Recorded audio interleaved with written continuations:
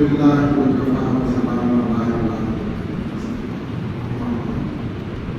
قال تبارك وتعالى في الكتاب الحكيم أعوذ بالله من الشيطان الرجيم بسم الله الرحمن الرحيم إن الله وملائكته يصلون على النبي يا أيها الذين آمنوا صلوا عليه وسلموا تسليما اللهم صل على سيدنا شفيعنا حبيبنا كريمنا نبينا مولانا محمد وعلى آله وأصحابه وبارك وسلم كما تحب وترضى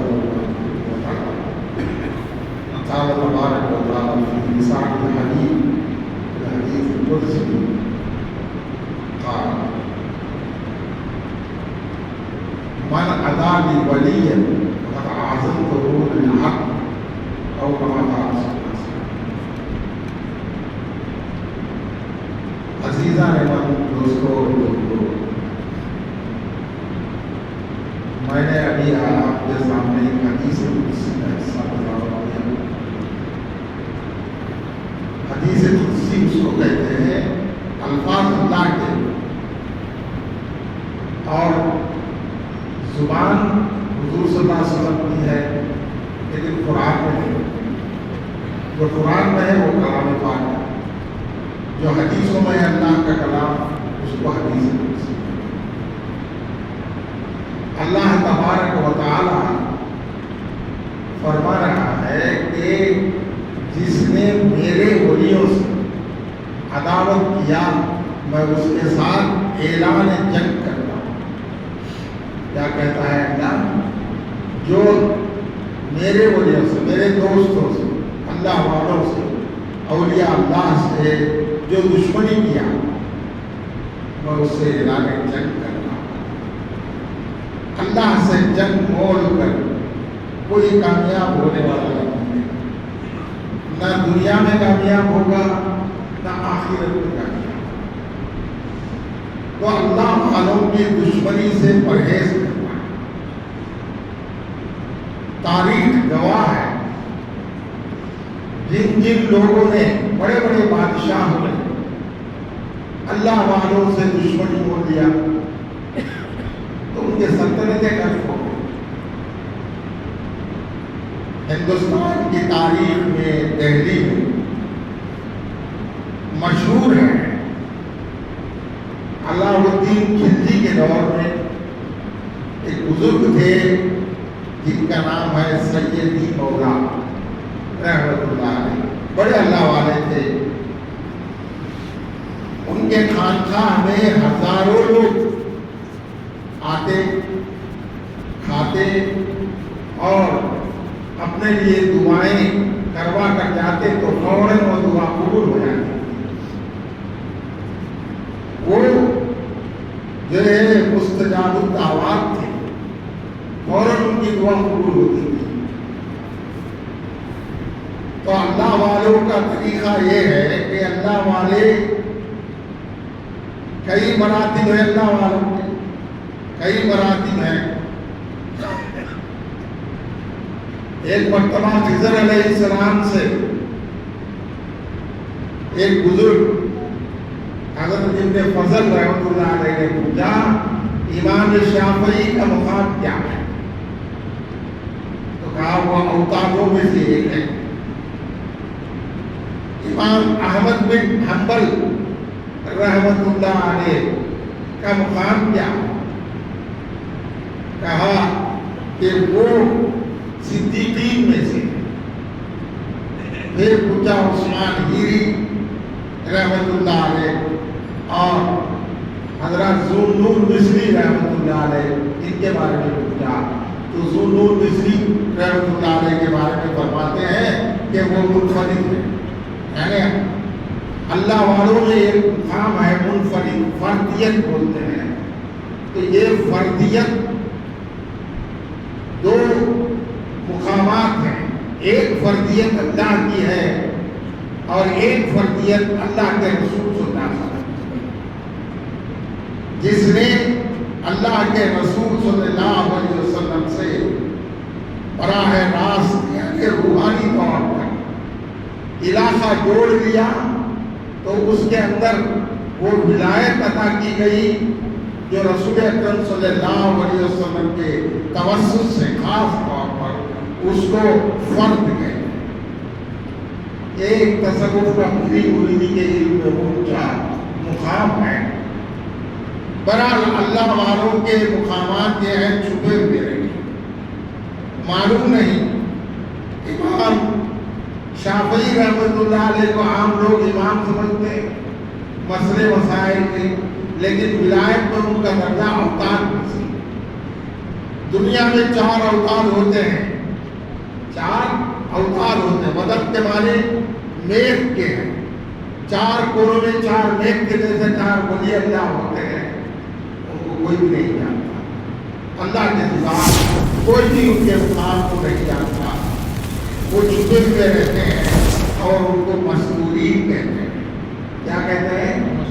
مستورین کہتے ہیں. تو 4 وطن ہوتے ہیں. تو امام شافعی اس وقت کے اوتاد جمع ہے، اوتاد میں سے ایک. اللہ کسی ولی کے مقام کو ظاہر کرنا نہیں چاہتا جب تک کہ وہ نہ چاہے. وہ ظاہر نہیں ہو سکتے. حدیث قدسی میں آیا ہے اولیائی تخت قبائی لا یعلمہ غیر. میرے اولیاء میرے قبا کے نیچے، قبا بڑے مولانا بہتر ہے، اس کے نیچے ہے. میرے سوا ان کے مقام کو کوئی نہیں جانتا، کوئی نہیں جانتا. تو یہ اللہ والے ہمیشہ مستورین ہو کر رہتے ہیں، یعنی چھپے ہوئے. تو اللہ والوں کے قدر کرنا. تو ایک بزرگ جو ہے عثمان ہیری رحمۃ اللہ علیہ کے ایک مرید احمد قزوریہ رحمۃ اللہ علیہ بڑے اللہ والے تھے. انہوں نے حضرت عثمان ہیری سے پوچھا کہ سخاوت کس کو کہتے ہیں؟ سخاوت کس کو کہتے ہیں؟ تو حضرت نے جواب دیا جس کے پاس علم ہو، عمل نہ ہو اس کا، اور عمل ہو اتنا اخلاص نہ ہو، اور جس کو اللہ والوں کی صحبت اختیار کرنے کا موقع نہ ملا ہو تو وہ سخاوت میں مبتلا ہو. تو کتنی اہم بات ہے کہ اللہ والوں کی صحبت بھی ایک شرط ہے، ورنہ سخاوت میں مبتلا ہوا ہے. تو اتنی بڑی بات ہے اللہ والوں کے بارے میں، ان کے مقام کے بارے میں. لیکن آج کل تو اللہ والوں کا تذکرہ ہی نہیں کرتے، اور کرتے بھی ہیں تو کرامتیں کرتے ہیں. ان کے اخبار، ان کے حالات بیان نہیں کرتے. ان کا مقام ایسا ہے کہ اللہ تبارک و تعالی جب ایک ولی اللہ دعا کرتا ہے، ہاتھ اٹھاتا ہے تو رد نہیں کرتا. اولیاء اللہ میں کئی قسم کے. ایک ولی وہ ہوتا ہے، اب جب ہم اس کے پاس جائیں گے دعا کرانے کے لیے تو وہ پہلے اپنے باطن سے اللہ سے پوچھے گا کہ کیا میں اس کے لیے دعا کروں؟ تو قبول کرے گا؟ دعا ہی نہیں کرنا. ایک ولی کا مقام یہ ہوتا ہے جب جاتے ہیں تو اس سے پوچھتے ہیں تو وہ اللہ سے لو لگا کر اللہ سے پوچھتا ہے کیا میں اس کے لیے دعا کروں؟ ہاں کرو، قبول نہیں ہوتی. ایک ایسا ولیوں کا گروہ ہے وہ پوچھے گا کیا میں اس کے لیے دعا کروں؟ کہا کرو، اس کی قبول ہو جائے گی. اس لیے اس کے ہاتھ میں دعا قبول ہو جائے گی. تو اور ایک اولیاء اللہ کا گروہ ایسا ہے جن کے صحبت میں بیٹھنے سے دعا بغیر مانگے کے اللہ قبول کرتا ہے، صرف دل میں ارادہ کرتے. تو ایسے بھی اولیاء. بہرحال ولیوں کا مقام اللہ کے سوا اس کے پاس ان کا کیا مقام ہے کوئی نہیں جانتا. حضرت سیدی مولا رحمت اللہ علیہ علاء الدین خلجی کے دور میں تھے. کے خانقاہ میں ہزارہا لوگ آتے، کھاتے جاتے اور دعائیں کرا لیتے، تو ان کا معمول یہ تھا جتنے بھی لوگ آتے ان کو کھانا کھلاتے، ہزاروں کی تعداد میں ان کے سر پر ہاتھ رکھ کر کہتے اللہ باقی سب کچھ فانی، اللہ کافی سب کچھ فانی، یہ بولتے بس تو وہ شفا ہو جاتی، بیماری چلے جاتی اور ان کے منتیں پورے ہو جاتی۔ یہ مقام تھا سیدی مولا رحمت اللہ علیہ۔ تو جب وزیروں نے یہ دیکھا تو اللہ الدین خلجی کے جو ہے کان میں جو ہے کان کاٹنا شروع کر دیے کہ وہ جو فقیر بیٹھے ہیں ہزارہا لوگ جاتے ہیں، کہیں وہ تمہارا تختہ پلٹ کر دیں۔ تو بولتے بولتے زہر بھرتے بھرتے اس ولی اللہ کے خلاف بادشاہ کو اتنا اکسایا کہ ان کے خلاف کہ بادشاہ نے حکم دیا کہ ان کو ان کے سر کو جو ہے ہاتھی کے پیر کے نیچے کچلا، تو کچلا دیا۔ تاریخ گواہ ہے، کتابوں میں ہے، اس دن سے 3 دن تک مسلسل دہلی میں اندھیرا چھا گیا۔ بادشاہ فوت ہو گیا، اس کا داماد خود مار دیا اور بارش بند ہو گئی 3 سال تک۔ تو پھر لوگوں نے معافی مانگ دی تو اللہ تعالیٰ اپنی رحمت کو جو ہے وسیع کیا اور عذاب نکال دیا۔ لیکن آج اللہ والوں کے خلاف بولنے والے تو بہت ہیں، آپ تو سنتے ہی آتے رہے، کتنے لوگ ہیں کہا ولی نہیں کچھ بھی نہیں، گالیاں دو کچھ بھی دو، حضرت غوث پاک کے بارے میں گالیاں دو، خواجہ اجمیری رحمۃ اللہ علیہ کے بارے میں گالیاں دو، کچھ بھی نہیں۔ ایسے لوگوں کو میں خود دیکھا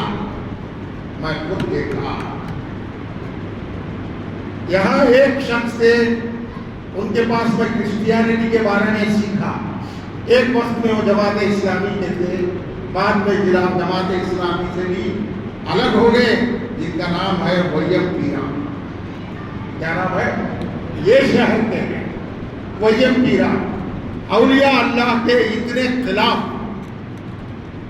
حضرت غوث پاک رحمۃ اللہ علیہ کے بارے میں مذاق کرتے ہیں۔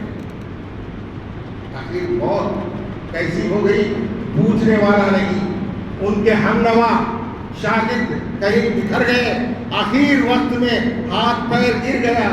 تو آج جو ہے میدپور روڈ میں ہمارے شہر کے دوارکا نگر کے پاس جو عبدالحق ہے، ان کے خانقاہ میں پڑھ کر، جس کا نام تھا خانقاہ غوثیہ، جس غوث اعظم کے خلاف بولتے تھے، وہاں جو ہے بے عزت ذلت کی موت ہوئی، تو وہ لوگ تدفین کریں۔ یہ وہ حضور کی تاریخ ہے، میں نام لے کر بولتا ہوں، لا اولاد سے، اولاد بھی نہیں تھی ان کی، میرے بھی استاد ہیں ایک وقت، میں ان کے پاس کرسچینٹی کے بارے میں اسٹڈی کیا، تو ایسے واقعات ہم دیکھے آنکھوں سے۔ یہ ایک پروتوٹور کی عوام کے لیے سبق آموز زندگی گزری ہے وہی اپنی رات، جنہوں نے انبیاء کے بارے میں ایک فیل بنتے۔ ان کی ایک کتاب آئی تھی، مولانا بھول گئے ہوں گے، حضرت یوسف علیہ السلام کے بارے میں، جس میں حضرت جامی کے گھر منسوخ کرتے ہوئے ایک واقعہ، حالانکہ زلیخا نام تاریخ میں ہے، ان کو معلوم نہیں، اس کے اوپر بہت مذاق، بہت ہنگامہ ہوا۔ بہرحال گزری ہوئی داستان اس لیے کہ یہ ہمارے لیے جو ہے فاؤنڈیشن ہے، بنیاد ہے ہماری زندگی کو سنوارنے کی۔ یاد رکھو کہ جو لوگ اولیاء اللہ سے عداوت کرتے ہیں، وہ اولیاء اللہ سے کرتے نہیں بلکہ اللہ سے۔ اللہ سے عداوت کرنے والا نہ اس دنیا میں کامیاب ہوگا نہ آخرت میں کامیاب ہوگا۔ مذاق نہیں کرنا۔ بہرحال یہ اللہ والے چپ اللہ والے نہیں بنے، بلکہ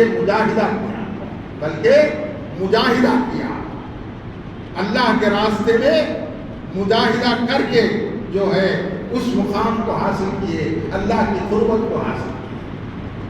حضرت ابراہیم ابن ادہم بلخی رحمۃ اللہ علیہ جو بڑے مشہور اللہ والوں میں سے بلخ کے بادشاہ تھے۔ اب بادشاہ کا غرور کیسا غرور رہتا ہے؟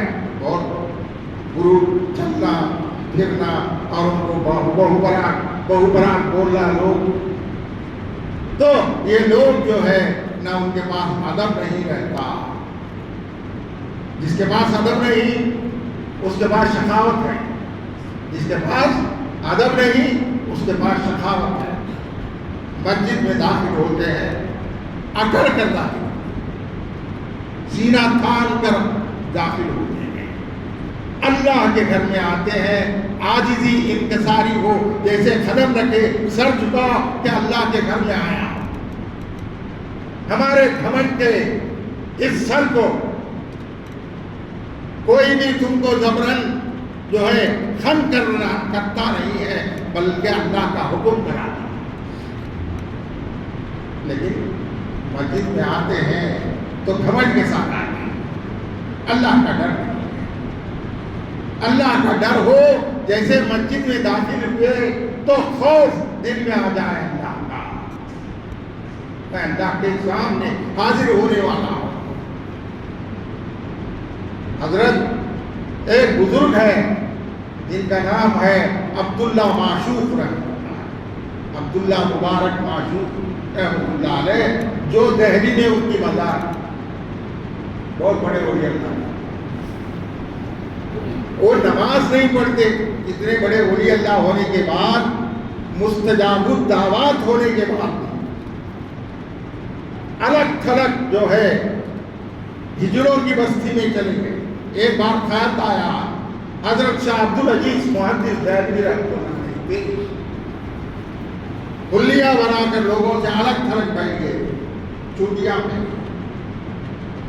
تو ان کے پاس حضرت شاہ عبدالعزیز رحمۃ اللہ علیہ کے پاس جو محدث ہیں اور جتنے بھی علماء ہندوستان میں ہیں حدیث کے جو سند ان تک پہنچتے، چاہے وہ کسی کا بھی فرقہ ہو، کون سا بھی فرقہ ہو، ایک چھوٹا سا فرقہ ہے جو ڈائریکٹ عبدالحق محدث دہلوی سے پہنچتا ہے، ورنہ 99% علماء کی سند حدیث کی شاہ عبدالعزیز صاحب تک پہنچتی، اتنے بڑے اللہ ہوتے ہیں۔ تو ان کے پاس دعا کے لیے لوگ آئے کہ حضرت دعا کیجیے، بارش نہیں ہے، قحط ہے، تو کہا اب اس وقت جس کی دعا قبول ہوگی وہ عبداللہ مبارک سہاگ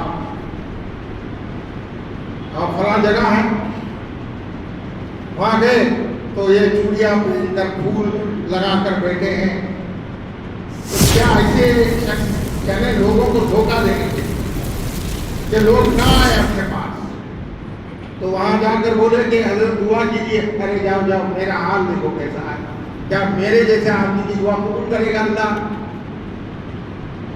کرے یا نہ کرے ہم کو معلوم نہیں، شاہ عبدالعزیز صاحب بولے آپ سے کراؤ۔ تو چلو کل جمعرات ہے، ہماری قوالی ہے حضرت نظام الدین میں، وہاں مجھے یاد دلا، تو وہاں یاد دلائے، ہاں میں وعدہ کیا تھا، اے باری تعالیٰ اس سرزمین پر تیرا دوست عبدالعزیز زندہ ہے، اس کے وسیلے سے تو بارش برسا، جس نے بھیجا اس کا وہ جان دیا، موسلدھار بارش شروع ہو گئی۔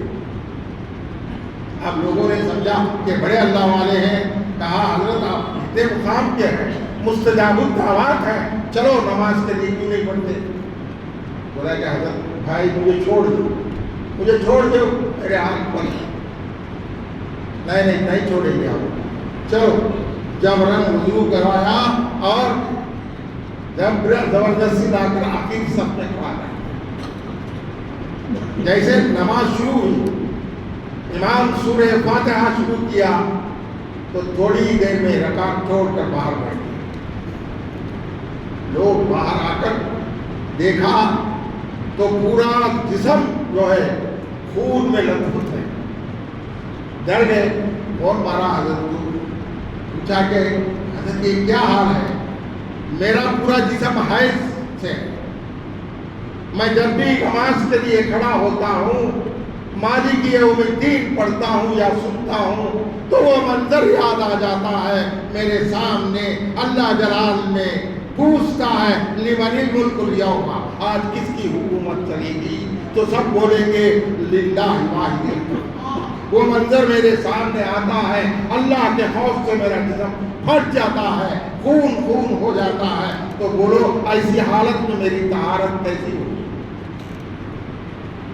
لوگوں نے کہا کہ اللہ والوں کے مختلف حالات ان کو جانے بغیر، ان کی تحقیق کیے بغیر کسی ولی سے دشمنی کرنا اللہ سے دشمنی کرنا، اللہ اعلان جنگ کرنا۔ آج ولیوں کے مقام کو گھٹا کر بے ادبی پھیلا ہے، نتیجہ یہاں تک پہنچ گیا ہے کہ مسلمان کو سلام نہیں کرتا، ایک فرقہ جاتا ہے وہی فرقے والے کو سلام کرتا ہے، دوسرے مسلمان کو حالانکہ اس کے ظاہری طور پر مسلمان ہونے کی علامت بھی ہو تو سلام نہیں کرتا۔ یعنی اتنی بے ادبی، سنتوں کا ٹھکراؤ، سنتوں کی مخالفت کھلے عام ہو رہی ہے۔ تو آج دنیا میں مسلمانوں کی ذلت اسی لیے ہے۔ ہندوستان میں مسلمانوں کی کیا حالت ہے جانتے ہیں، پیپر پڑھتے ہیں، حالات ابھی سدھرے گے نہیں، اللہ اور اللہ کے رسول سے ڈریں گے نہیں تو وہاں جوتیاں کھا رہے ہیں تو تم کو بھی ایک دن جوتیاں کھانا۔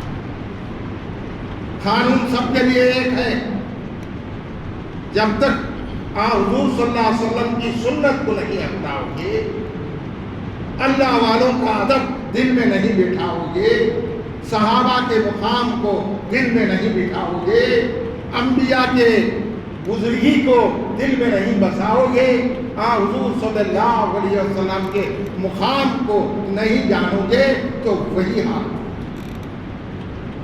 اللہ محتاج نہیں ہمارے عبادتوں کا، نہ ہمارے ذکروں کا محتاج، وہ تو بے نیاز بادشاہ ہے، اللہ الصمد، بے نیاز بادشاہ، کسی کی ضرورت نہیں۔ لیکن آپ سدھرتے نہیں۔ میں جو بولتا ہوں زندگی کی حقیقت بولتا ہوں، سوسائٹی کی حقیقت بولتا ہوں۔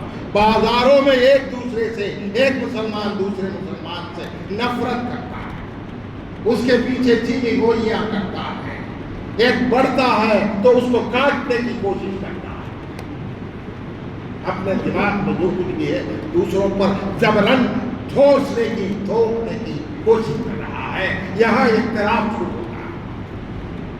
جب محبت ہے تو کوئی اختلاف نہیں، محبت ہے تو کوئی اختلاف نہیں، مانے گا جانے گا۔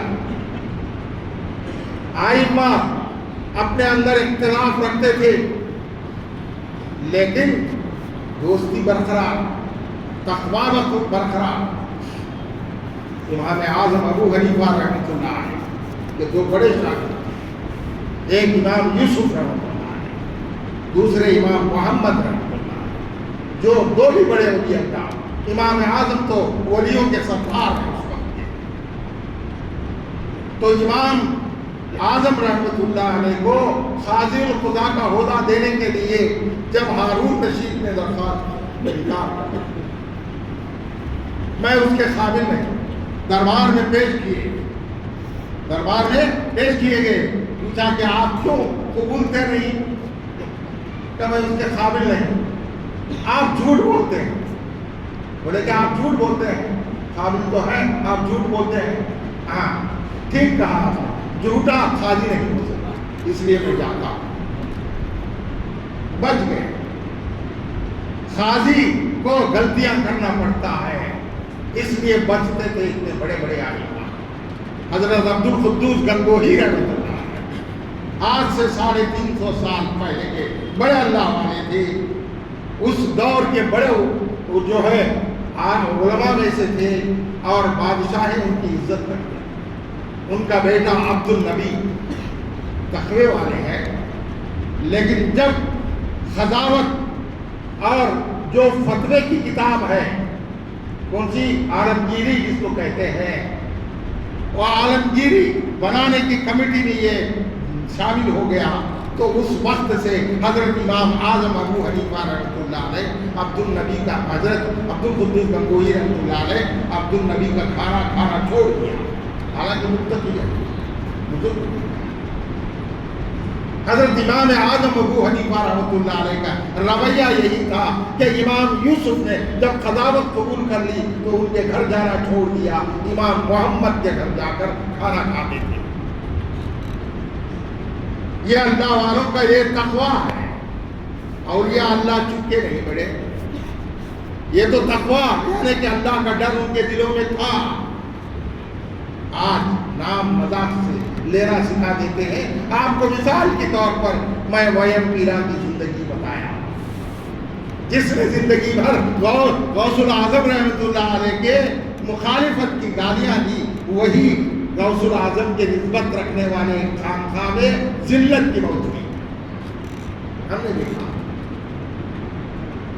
ڈرو اللہ والوں سے، زبان درازی مت کرو، تمہارے جماعت کے عقائد کچھ بھی ہو، کسی کی کوئی بھی جماعت، لیکن اللہ والوں سے ڈرو، اس لیے کہ اللہ ان کے ساتھ ہے، اللہ ان کے ساتھ ہے۔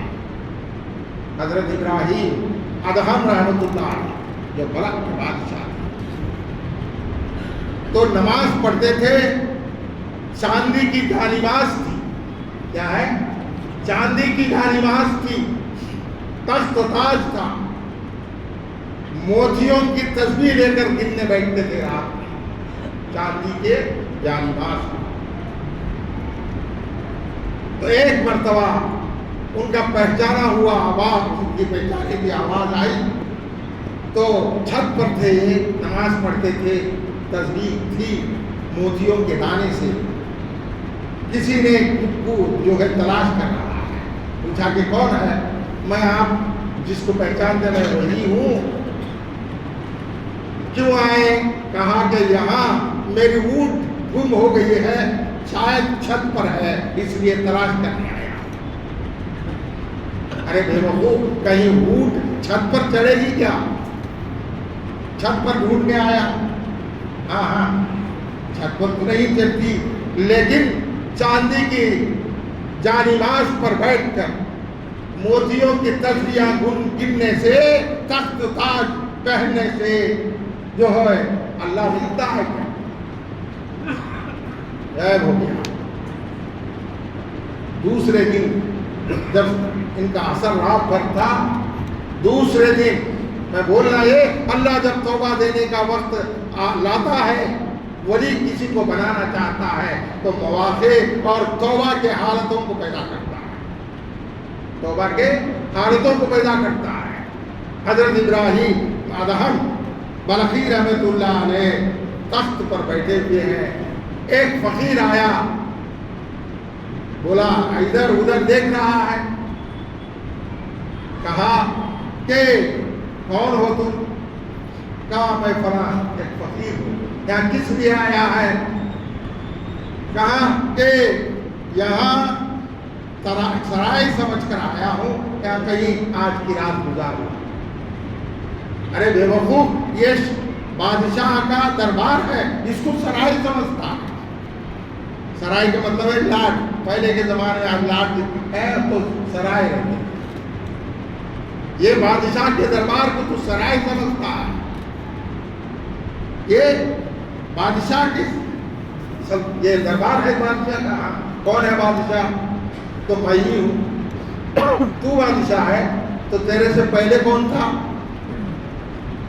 تو میرا باپ تھا۔ اس سے پہلے کون تھا؟ میرا دادا تھا، یہاں بیٹھ کر یہاں سلطنت کرتا تھا۔ تیرے بعد کون آئے گا؟ کہا میرا بیٹا آئے گا۔ تو جتنے آتے جاتے ہیں یہ سرائے نہیں تو تیرا محل کیسا ہوگا؟ تو چلے، ان کے دل کے اوپر اثر پڑا تو جو ہے لوگوں کو سونپ دیا وزیروں کو حکومت کو چھوڑ دیا. ان کا ایک چھوٹا سا بچہ تھا, بیوی بچوں کو چھوڑ کر چلے گئے. ان کے وزیر ایک بھائی تھے, وہ سنبھالتے تھے, ان کے بیوی بچوں کی پرورش کرتے.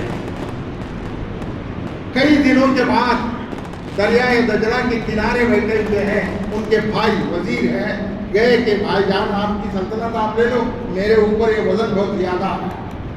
کس کی سلطنت؟ آپ کی سلطنت چھوڑ کر آئے.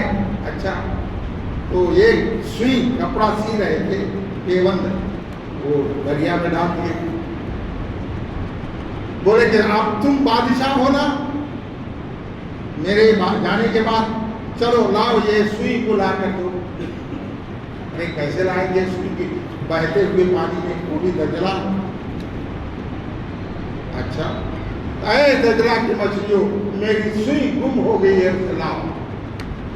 بولتے ہی کئی مچھلیاں جو ہے سونے چاندی کے سوئیاں لائے, لیکن ایک کے منہ میں جو ہے ان کی خود کی سوئی تھی, تو اسے کاٹ دیا.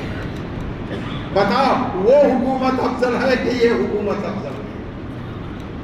پوری کائنات پر اللہ مجھے حکومت دیا ہے, تو تمہاری چھوٹی حکومت کو کیسے میں چاہوں گا؟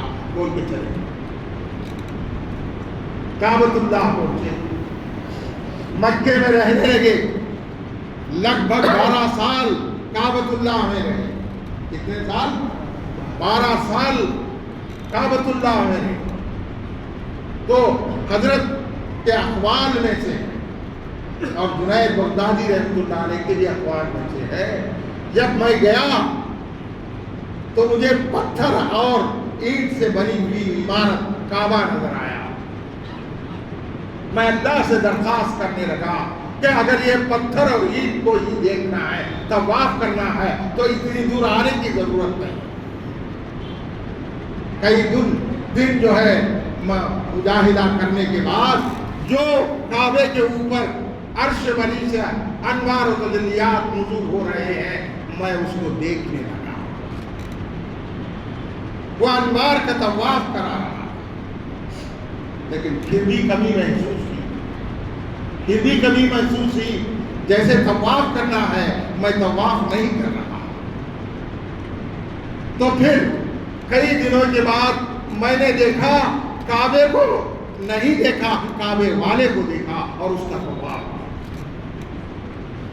اب انوار نہیں, نہ کعبہ ہے, بلکہ صرف اللہ موجود ہے میرے سامنے, اور اس کا طواف کیا. اب لوگ عقل کے بھی کچے رہتے نا, عقل کے بھی کچے رہتے. آج سوال آنا کہ بولتے کیا اللہ کو کوئی شکل ہے کیا وہاں نظر آنے کے واسطے؟ اللہ کو کوئی شکل ہے کیا نظر آنے؟ ایسے باتیں سنے تو وہ بولتے ہیں پھر اللہ کل قیامت کے دن یہ کہہ رہا ہے.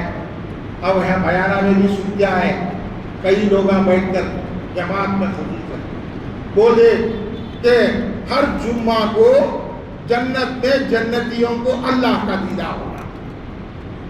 یہ بولتے, یہ اللہ والے بولے تو نہیں, یہاں بیان میں یہ بولتے ہیں ہر جنتی کو جمعہ میں جو ہے اللہ کا دیدار ہوگا. وہاں کیسا دیدار ہوا رہے جب شکل نہیں, یہاں ان کو شکل نہیں, تم کو وہاں شکل ہے کیا؟ ارے دیدار سے مطلب دیکھنے سے مطلب مختلف ہے. یہاں سے دیکھنا یہ بھی دیکھنا ہے, نزدیک میں دیکھنا یہ بھی دیکھنا ہے, اور مریخ میں دیکھنا دوربین لگا کر وہ بھی دیکھنا ہے. دیکھنے کے طریقے الگ الگ, دیکھنے کا مقام الگ الگ, دیکھنے والا الگ الگ, دیکھنے والے کے مقام الگ الگ. یہ تو کیا جانے, جس کو یہ علم نہیں وہ بنتے ہیں ایسے اعتراضات کرتے ہیں. ہم جواب دینے کے لیے تیار انشاءاللہ جو بھی کہیں. اب اللہ خود فرماتا ہے قرآن میں فَأَيْنَمَا تُوَلُّوا فَثَمَّ وَجْهُ اللَّهِ, تم جدھر اپنا چہرہ پھیرو گے اللہ کو پاؤ. کیسا پائے؟ میں ادھر دیکھتا ہوں نظر نہیں آتا تو اللہ کیوں بولا؟ تو وجہ کا مطلب ہے اس کا, چہرے کا مطلب ہے اس کے انوار و تجلیات کا مشاہدہ کرنا. ہر چیز میں, ہر چیز کے اوپر اللہ نور السماوات والارض, زمین و آسمان کا نور ہے، وہ چھایا ہوا ہے، اللہ والوں کو اس کا نور نظر آتا ہے، ہم کو تو پتھر اور پیڑ پودے نظر آتے ہیں، اللہ والے وہ نہیں دیکھتے، بلکہ اس پر جو انوار و تجلیات نزول ہو رہے ہیں مسلسل موسلدھار، تو ان کا مشاہدہ کرتے ہیں۔ تو سمجھے بغیر اعتراض کرنا جہالت کی نشانی ہے۔ کیا ہے؟ سمجھے بغیر اعتراض کرنا اللہ والوں پر، اللہ والوں کی زندگی پر، اللہ والوں کے اقوال پر، اللہ والوں کے طریقے پر، یہ جہالت کی نشانی ہے۔ تو نہیں جانتا کہ اللہ والے کیسے بنے۔ حضرت ابراہیم ابن ادہم بلخی رحمۃ اللہ علیہ آئے، کیسا مجاہدہ تو کر سکتا ہے؟ 1 روپیہ اگر تجھے مل جائے تو جھوٹ بولے گا۔ 20 سال کے بعد بادشاہ بنا اس کا بیٹا حضرت ابراہیم ابن ادہم بلخی رحمۃ اللہ علیہ، چھوٹے بچے تھے، چھوڑ کر گئے، تو بیوی اور بچے حج کا ارادہ کیا، معلوم ہوا کہ وہاں اپنے والد ہیں، ان کو دیکھنے کا ارادہ کیا، تو ان کو دیکھنے کے لیے نکلے اور اعلان کیا جو بھی میرے ساتھ حج کے لیے آئے گا میں اس کا خرچ برداشت کروں گا۔ 4000 آدمی ساتھ ہو گئے، کتنے؟ 4000 آدمی، ان سب کو لے کر پہنچے۔ تو معلوم کرنے کے بعد، لمبی داستان ہے، لیکن معلوم کرنے کے بعد معلوم ہوا کہ فلاں بزرگ جو ہے وہی ابراہیم ابن ادہم ہے، وہی ابراہیم ابن ادہم ہے۔ ایک وقت میں سلطان تھے، سلطان بلخ تھے، ان کے پاس گئے تو بیٹے کو پہچان لیا، گلے سے لگا لیا اور محبت بھری نگاہوں سے دیکھا، بیوی سے بھی ملاقات کی۔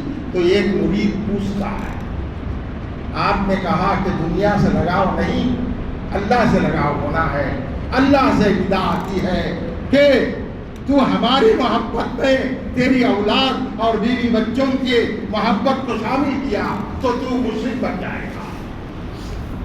محبت کرنا کوئی گناہ نہیں ہے۔ تو فوراً اللہ سے دعا کی، آسمان پر، آسمان کی طرف ہاتھ اٹھا کر کہا، اے باری تعالیٰ مجھے تو موت دے، نہیں تو اس کو موت دے۔ تو فوراً دعا قبول ہو گئی، ابراہیم ابن ادہم رحمۃ اللہ علیہ کا بیٹا فوراً فوت ہو گیا۔ تو یہ اللہ والوں کا مجاہدہ ہے۔ تم کسی کو اپنے جو ہے اولاد میں سے ہو یا اپنے بیوی بچوں میں سے ہو تو کس تکلیف ہوئی تو ہم کو تکلیف ہوئی۔ کیا ایسا مجاہدہ ہم کر سکتے ہیں؟ ایسا مجاہدہ کر کے اللہ کی قربت کو پانے والے اللہ کے برگزیدہ بندوں کے بارے میں تم ایل پھیل جو بکتے ہو تو یہ صحیح ہے کہ اللہ اعلان کرتا ہے، من عادانی ولیا فقد آذنتہ بالحرب، میں اعلان جنگ کرتا ہوں جو میرے اولیاء سے عداوت کرے گا۔ آج اولیاء اللہ سے عداوت کا دور شروع ہو گیا۔ یہ نشانی ہے ذلت، یہ نشانی ہے ذلت کی۔ مسلمانوں میں آج جو ہے یہ وبا پھیلتی جا رہی ہے۔ اب ہندوستان کے حالات کو بھی دیکھتے ہیں، دنیا کے حالات کو بھی دیکھتے ہیں کہ مسلمانوں کو ذلت کی ذلت ہے۔ اس لیے اللہ کا خوف نکل گیا، اللہ کے رسول کی اتباع جو ہے پشے پشت ہو گئی، اور اللہ والوں کا ادب دلوں سے مٹ گیا۔ مٹا دینے والے کئی جماعتیں نکل گئے۔ یہ بھی اللہ کا، یہ بھی اللہ کا خیر ہے کہ تمہارے اندر سے محبت کو نکال دیا، طرف کو نکال دیا اللہ۔ یہ اللہ کے طرف سے ایک قسم کا جام ہے۔ فضائل میں مبتلا ہو گئے، ظاہری زبان میں مبتلا ہو گئے، دولت کے نشہ میں مبتلا ہو گئے۔ نہیں، یہ کچھ کام نہیں آئے گی۔ ہم نے اپنے لمبی جو ہے زندگی کے داستانوں میں کئی لوگوں کو ہمارے شہر میں دیکھا جن کے پاس بہت خوب دولت تھی، بہت خوب دولت تھی۔ میں ایک شخص کو جانتا ہوں ہمارے رشتہ داروں میں سے، بہت دولت مند، مرنے کے وقت میں بدبو آ رہی تھی، بیزار ہو گئے لوگ، سکرات کی حالت 1 مہینے سے زیادہ ہوئی۔ تو ہماری دادی بولی اس کے سامنے جاؤ اور چاندی کے کٹورے میں چاندی کے روپیے ڈالو اور کان کے پاس ہلاؤ کہ بابا یہ دیکھو، بابا تو نہیں بولے بادشاہ، یہ چاندی کے سکے ہیں آپ کے پاس ہیں، وہ سنتے ہی سکرات سے موت آ گئی، کلمہ نصیب نہیں تھا۔ یہ ہم بچپن میں دیکھے ہیں، زندگی داستان ہے، یہ سب ہمارے لیے مثالی ہے، زندگیاں ہیں آنے والی ہماری زندگی کو سدھارنے کے لیے۔ اللہ تبارک و تعالی ہمارے دلوں میں صحیح اللہ کا تقوی عطا فرمائے، یعنی ڈر عطا فرمائے، اللہ کے رسول صلی اللہ علیہ وسلم کی سچی محبت اور اتباع عطا فرمائے، ہمارے اندر ایک دوسرے کے لیے محبت عطا فرمائے، اخوت عطا فرمائے، برادری اور یکجہتی عطا فرمائے، اور ہمارے بلاؤں کو اللہ تو اللہ والوں کے صدقے میں ٹال دے، مسلمانوں کے بلاؤں کو ٹال دے، اے اللہ تیرے خاص دوستوں سے ہمارا رابطہ قائم کر دے۔ اقول قولی ھذا